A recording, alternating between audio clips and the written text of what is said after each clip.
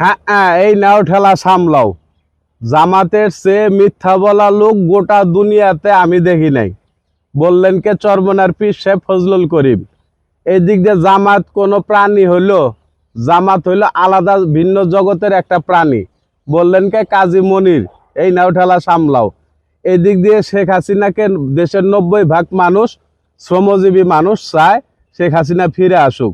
বললেন কে জিএম কাদের। আমরাও চাই শেখ হাসিনা ফিরে আসুক। আমরা এটা বলতে চাই, সরকারও চায় শেখ হাসিনা এদেশে ফিরে আসুক, শেখ হাসিনাও আসতে চায়। কিন্তু মূল কথাটা হলো এখানে যে বাধাটা কে দেয়? কে আসতে দিতে চায় না শেখ হাসিনাকে তার দেশে? লক্ষ লক্ষ কোটি কোটি আওয়ামী লীগের নেতাকর্মী এদেশে আছে। তাহলে শেখ হাসিনার এদেশে আসতে বাধা কোথায়? সরকারও চাচ্ছে, সাধারণ মানুষও চাচ্ছে, প্রধানমন্ত্রী শেখ হাসিনাও চাচ্ছে, প্রধানমন্ত্রী নিজে থেকেই চাচ্ছে শেখ হাসিনা এদেশে ফিরে আসুক। তাহলে বাধাটা কে? সেটা খুঁজে বের করতে হবে। এবং সর্বোপরি চাই দেশ এবং জাতি ভালো থাকুক, আমাদের ভবিষ্যৎ প্রজন্মটা যেন ভালো থাকে। আমাদের তো সময় শেষই। আমরা চাই আমাদের ভবিষ্যৎ প্রজন্মকে সোনার বাংলাদেশ গড়ে তুলে দেওয়ার জন্য। এখানে হাসনাত আবদুল্লাহ আরেকটা কথা বলেছে, আমরা পার্লামেন্টে 350 জন এমপি আছি।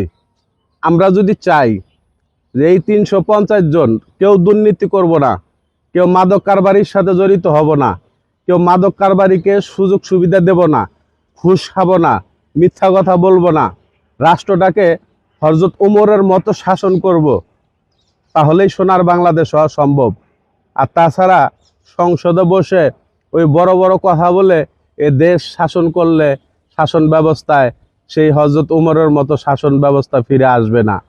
কে না খেয়ে আছে, কে অনাহারে আছে, কে চিকিৎসার অভাব, এগুলো কিন্তু আমরা বুঝতে পারবো না। কিন্তু বড় বড় কথা টেলিভিশনের সামনেই বলি।